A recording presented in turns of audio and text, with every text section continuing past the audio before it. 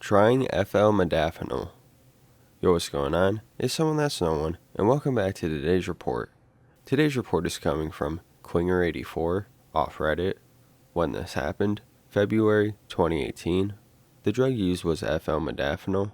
The route administration, orally. Gender, male. His prior experience, caffeine.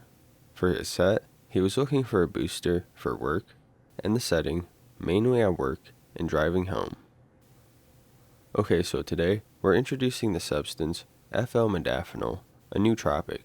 This is an analog to the more popular modafinil, which is one you may have heard of before, that is now a controlled substance in most places. If you don't know, we actually did introduce Flmodafinil on our Patreon not too long ago, so today's report is to officially introduce it and break it down a bit. Modafinil is often regarded as being a strong stimulant, and Flmodafinil falls in a similar suit.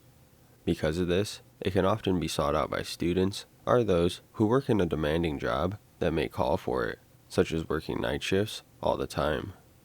In a similar way to Adderall, it can ideally give you a push to get things done or get through a tiring phase.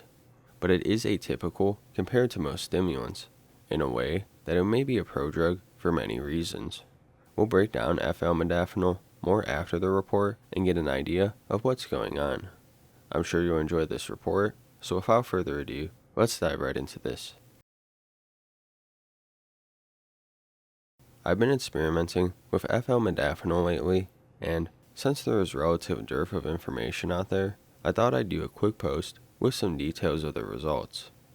First things first, I work in a STEM field in a busy, almost chaotic office environment. Even as a young man, I always struggled with a period of low energy and drowsiness in the mid to late afternoon. So I've been searching for something to give me a boost at that time of day and carry me through the rest of the workday, and ideally into the evening. That brought me around to Flmodafinil. In the morning, coffee is just fine to get me going and keep me going up to and including lunch. So I've been taking a single oral dose of Flmodafinil a couple times per week in the afternoon. The good. It wakes you up. It really wakes you up. Afternoon drowsiness is definitely no longer a problem. In addition, a few weeks ago, I had to take a long drive that was not going to end until after midnight. Usually, I really struggle to keep awake and alert in these kinds of drives. I typically stop once per hour to keep alert. I buy a coffee each time I stop, but it's really just about getting out of the car and walking around under some bright lights. In any case, instead of that regimen, I took a dose of Flmodafinil, and it was more than enough. In fact, it was too much. Not only did I remain awake and alert for the drive, but I couldn't fall asleep for several hours after I got home, even though it was way after midnight. The bad? Well, the only overt negative symptom I experienced was some jaw clenching, which unfortunately you may not notice until you try to eat and can barely open your mouth. Well, not bad, but not good either. Ideally, I would like to find a substance that, in addition to waking me up, gives me a burst of energy, motivation and focus, and generally turns my former low energy time to a time of productivity. Alas, Flmodafinil did not accomplish any of those things. Bottom line, it is like a strong cup of coffee, back before you were a daily coffee drinker. Note, I purposely left out mention of dosage. I suspect that I'm a poor responder to this substance, so it took a rather large dose to reach the desired effect. In fact, the dose was so large that I don't want to say what it was, just in case somebody uses it as an excuse to take that amount. Okay, so Flmodafinil. Currently, this substance is considered a research chemical for the most part. This was developed back in 2013, with claims of it being 4 times as potent as modafinil. But subjective experiences do claim that it can be more like 1.5 to 2 times as strong.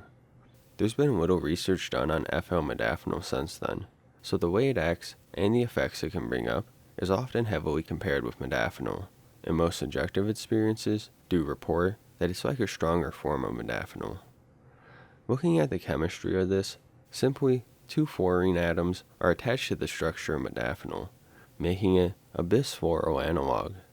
In theory, what this does is increase the bioavailability significantly, thus letting it act as a more potent version. But looking at modafinil a little, this substance came to be in the late 1970s with an intent to treat narcolepsy and other sleep-related problems. Today, we see it's prescribed pretty much all over the world for these issues. Outside of being too sleepy, not too long ago, this now also sees use in the Air Force for long-endurance missions.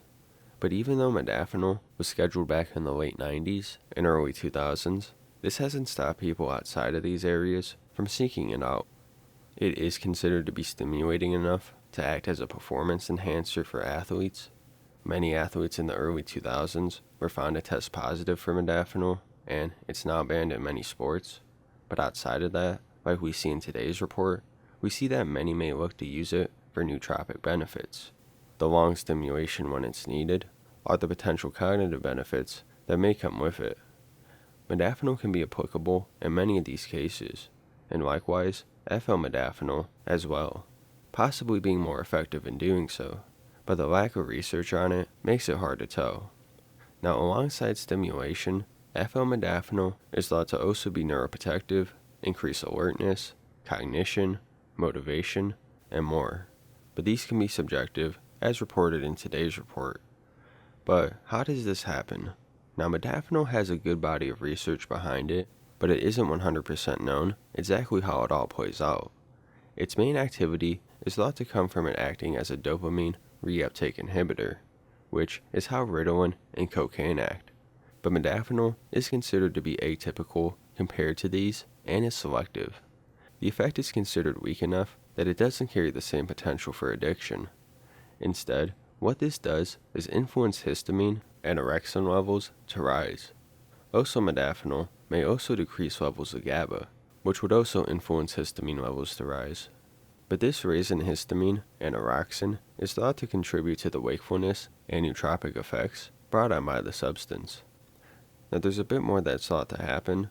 Norepinephrine is thought to be involved, and serotonin to a degree, as well as there being ability from modafinil and one of its metabolites to act as an anticonvulsant.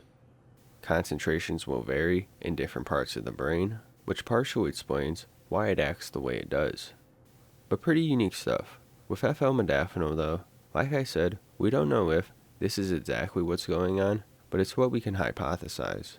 Some of the main differences that would stand out from Flmodafinil is that it's most likely going to last longer than modafinil. On average, modafinil will at least last 8 hours, with some claiming it can go as far as 16 hours. But Flmodafinil is considered to have a longer half-life, and you may find yourself up for much longer than that. Flmodafinil is also unscheduled around the world, giving accessibility and is sought out, especially by those in the nootropic community. Other than this, it may have fewer side effects and could potentially have anti-aggressive effects. And as far as safety goes, research shows there have been no fatalities yet with modafinil. There have been people who've ingested grams of this stuff, which an average dose is only considered around 100 milligrams, and in every case, everyone had made it out okay. Now, this didn't come without a good handful of adverse effects, but it shows that overdosing and dying is unlikely to happen with this substance. That is, unless combined with another substance. Other substances with a strong impact on the body, like other stimulants, dissociatives, alcohol, should be avoided.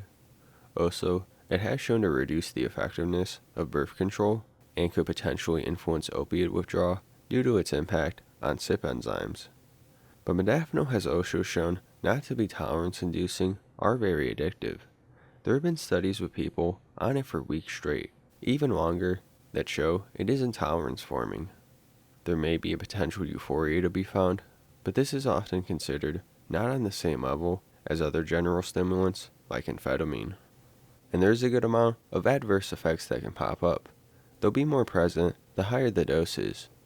This can include things like a headache, a slight increase in blood pressure, tachycardia, overstimulation, insomnia of course, anxiety, inability to socialize, nausea, diarrhea, decreased appetite, itchiness, and may invoke symptoms that are allergy related. One of the potential biggest concerns is its ability to induce a skin condition, resulting in rashes.